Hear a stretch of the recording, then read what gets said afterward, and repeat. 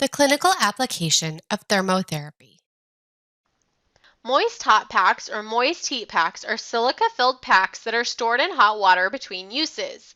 The packs are removed from heating, wrapped in a terry cloth cover or towel, and used to deliver moist heat to the body. The resulting temperature increase is localized to superficial tissues. Moist hot packs are good to use when we have subacute or chronic inflammation, subacute or chronic pain. Indications include acute or chronic inflammation, subacute or chronic pain, subacute or chronic muscle spasms, decreased range of motion, hematoma resolution, increased muscle, tendon, or fascial elasticity, reduction in joint contractures. Contraindications include acute injuries, peripheral vascular disease, impaired circulation, and poor thermal regulation. We need to take precaution that there is no direct contact with the skin. We do not lay on hot packs. If the hot packs are changed during treatment, make sure to prevent burns. Traditional hot packs cost approximately $200 for 12 packs, and 12 terry cloth covers that are another $270. In addition, a clinician would need to purchase a hydroculator with which to house these moist heat packs, which can cost anywhere from $500 to $2,000. A typical treatment duration for moist hot packs is 15 to 30 minutes. The temperature of the hot pack for optimal treatment is 160 to 166 degrees Fahrenheit. The mode of treatment is from silica-filled packs. The barriers between the patient and the moist hot pack requires 4 to 6 layers. There should never be any direct contact of the moist hot pack with the patient's skin. The one important consideration of moist heat packs is that compression increases the effectiveness of this modality, so it's best not to lay on them. If it is unavoidable for a patient to lay on the moist heat pack, you need to place additional layers for the patient. The heat can become a lot more concentrated if the patient is laying on the hot pack, and someone who is in pain may not want to move very quickly if the heat pack begins to burn the patient. The clinician should always be ready with additional layers of towels if the moist heat pack gets too hot. The effects of the moist heat pack is extremely superficial. Therefore, the treatment does not really heat the muscle, so if the target tissue is deep, such as muscle, then this treatment is ineffective. Sometimes moist heat packs are combined with stretching or warm-up exercises to help facilitate the movement of the muscles, which results in heating of the deeper tissue.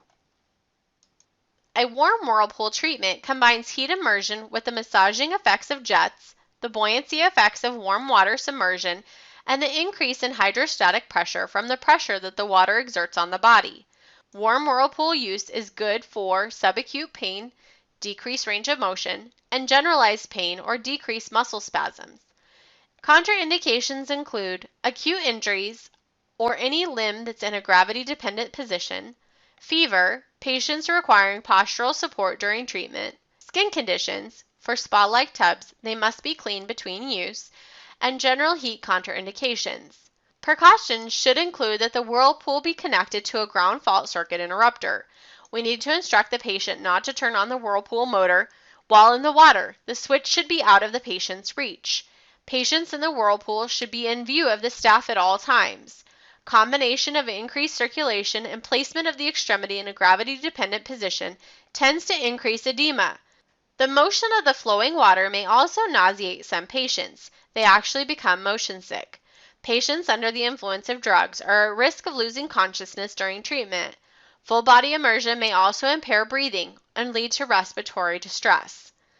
The treatment duration should be between 10 and 30 minutes. The mode is a whirlpool with a turbine. The temperature of the warm whirlpool treatment should be between 90 and 110 degrees Fahrenheit. Small body parts should be kept at a temperature of closer to 110 degrees Fahrenheit for a treatment time of 10 minutes. Larger body parts should be kept at a temperature closer to 90 degrees Fahrenheit for a treatment time of approximately 30 minutes. Barriers are typically not needed for warm whirlpool treatments. The biggest consideration for the use of warm whirlpool is infection and open wounds. The use of warm whirlpools is frequently combined with stretch and exercise. Warm whirlpool treatments are great for irregular body surfaces, typically distal body segments. It combines the effects of thermotherapy with the effects of aquatic therapy, such as buoyancy, hydrostatic pressure, and the massaging effects of resistance. Just like cold whirlpool use, safety is the most important thing. No patient should ever turn on the whirlpool while they are in the whirlpool. All whirlpools should be plugged into a ground fault circuit interrupter. A paraffin bath is a mixture of wax and mineral oil that is melted into a unit. The low specific heat of the mixture allows warm temperatures to be used during treatment. Paraffin is used to deliver heat to small, irregularly shaped areas, especially when range of motion exercises are not part of the treatment. This can be used for the treatment of chronic inflammatory conditions and softening of the skin. Contraindications include uncovered, open wounds, sensory loss, peripheral vascular disease, cancerous lesions, and skin infections. As a precaution, do not touch paraffin tanks on the side or the bottom. The sensation of paraffin is misleading as to the actual temperature of the treatment. Avoid treatment with anyone required to catch or throw a ball, or any worker who is required to maintain a good grip post-treatment. The mineral oil in the wax causes the hands to become very slippery post-treatment.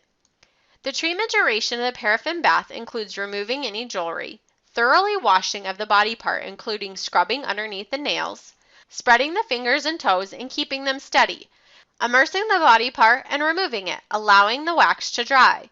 This process should be repeated 6 to 12 times until the wax becomes a thick glove around the body part.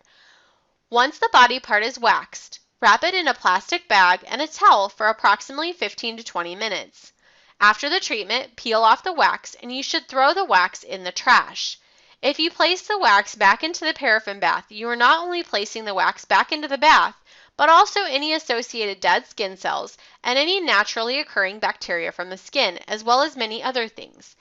Any bacteria which makes its way into the paraffin bath has a perfect breeding ground as the bath is moist, hot, and dark. The treatment temperature is between 118 and 126 degrees Fahrenheit, which is a low specific heat. Paraffin treatment is often combined with range of motion exercises or joint mobilization after treatment. Paraffin baths aren't overly expensive. They're approximately $220 for the bath and costs about $32 to refill 3 pounds of paraffin. Fluidotherapy is when ground cellulose is heated and then circulated by air to deliver dry heat to an extremity. Fluidotherapy is used for superficial heating of the extremities, especially the wrist, hand, and fingers, and possibly the ankle and toes, although the application of the lower extremity is a lot more difficult based on the modality's height. Fluidotherapy is good to use when there is a decrease in the range of motion for non-rheumatic arthritis or localized pain. Contraindications include open, uncovered wounds, sensory loss, peripheral vascular disease, cancerous lesions, general medical conditions that reduce the patient's tolerance to heat. As a precaution, cover open wounds prior to treatment. Patients that are sensitive to allergic reactions caused by dust and pollen should be monitored during treatment. The treatment duration should be approximately 20 minutes. The mode of transmission is that the warm air is working via convection at a temperature of 110 to 125 degrees Fahrenheit. It is common to combine fluidotherapy with range of motion exercises and joint mobilizations. Fluidotherapy machines are fairly expensive. A typical Fluido machine costs between $4,000 and $6,000. The limited application and potential to be extremely messy prevents many clinicians from purchasing fluidotherapy units unless it is for a specific hand therapy clinic. A contrast bath consists of alternating bouts of heat and cold, using hot and cold whirlpool, hot and cold immersion, or moist heat packs and cold packs. Contrast therapy is used for the transition between cold and heat modalities, but there is no evidence to support this, which means that the efficacy of this treatment has not been fully established. Contraindications for the use of contrast bath include acute injuries, hypersensitivity to cold, contraindications to whirlpool use, or cold use or heat applications. Precautions include whirlpool precautions. Neoprene toe caps may be used to decrease discomfort associated with cold immersions. Combination of increased circulation and placement of the extremity in a gravity-dependent position tends to increase edema. The theory of contrast therapy is that the tissue is subjected to cycles of vasoconstriction and vasodilation. This is proposed to stimulate the peripheral blood flow and create a pumping action, which should in theory aid in venous and lymphatic return. The treatment duration is approximately 20 to 25 minutes. The mode of the modality transmission is 3 to 4 minutes of warm immersion at only a temperature of approximately 105 degrees Fahrenheit, followed by 1 minute of cold immersion at a temperature of approximately 50 degrees Fahrenheit. The most commonly used ratios are 3 to 1 or 4 to 1 for hot and cold applications.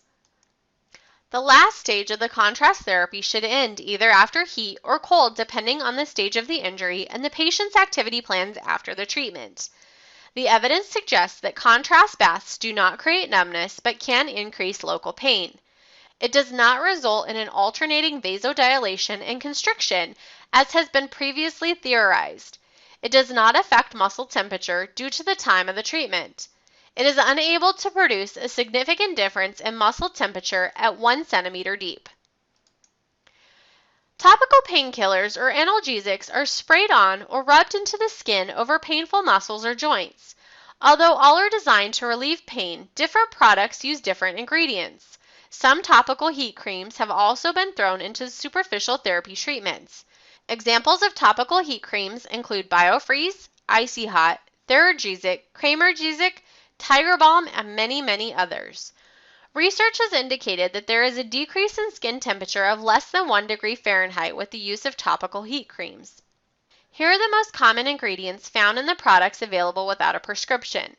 Topical heat creams are counter-irritant ingredients such as methanol, methylsalicylic, and camphorol that are called counter-irritants because they create a burning or cooling sensation that distracts your mind from the pain. Salicates, these same ingredients give aspirin its pain-relieving quality, are found in some creams. When they're absorbed into the skin, they may help with pain, particularly in joints close to the skin, such as the fingers, knees, and the elbow. Capsaicin is a main ingredient of hot chili peppers. Capsaicin is one of the most effective ingredients for topical pain relief. When first applied, capsaicin creams cause a warm, tingling, or burning sensation. This gets better over time. You may need to apply these creams for a few days to a couple of weeks before you notice relief from pain. Here's what you need to know about getting the greatest effects and minimizing the risks of these products. Read the package insert and follow the directions carefully. If there is an insert, save it and refer to it later. Never apply these creams to wounds or damaged skin. Do not use them in association with heating pads because it could cause burns. Do not use under a tight bandage. Wash your hands well after using them. Avoid touching the eyes with the product on your hands. If you are allergic to aspirin or are taking blood thinners, please check with your doctor before using any topical medication that contains salicates.